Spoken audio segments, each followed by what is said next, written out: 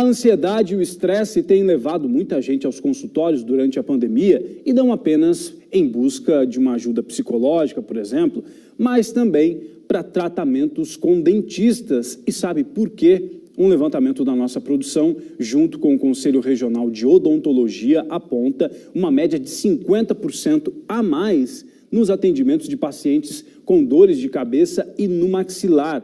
Esses estão entre os principais sintomas do bruxismo, é o que você vê na reportagem agora.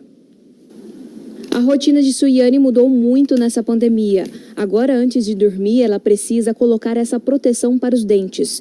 E isso porque ela foi diagnosticada com bruxismo, que é ranger ou apertar os dentes durante o sono.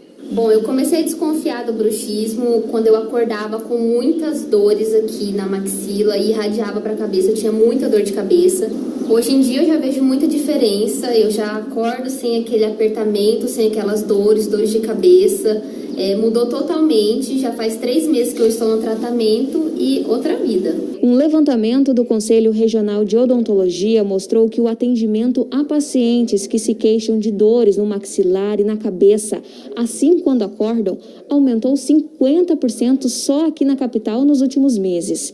E isso pode estar relacionado a problemas emocionais, segundo os especialistas. Ansiedade, estresse, desconforto, sonos irregulares, que podem ser desencadeados de várias formas. Bruxismos e apertamento realmente são causas com consequências de tudo essa situação estranha, esse momento diferente que estamos vivendo, sim.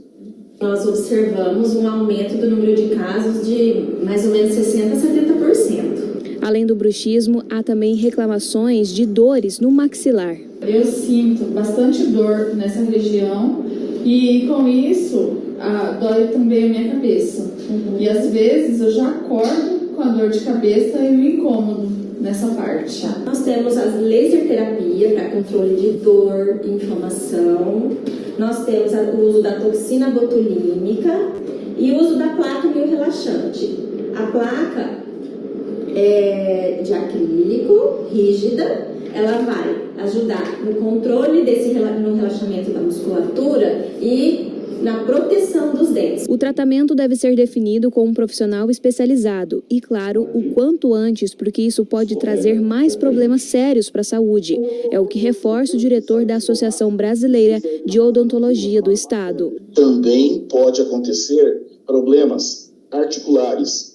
Como está muito perto do ouvido, começa a sentir o cérebro como se tivesse uma areia no ouvido, como se tivesse uma crepitação, estalidos no ouvido, dores na articulação, dificuldade ou travamento para abrir, dificuldade ou travamento para fechar e até surdez pode acontecer. Cansaços musculares também podem acometer os pacientes. Além dos tratamentos convencionais que mostramos, tem outras possibilidades.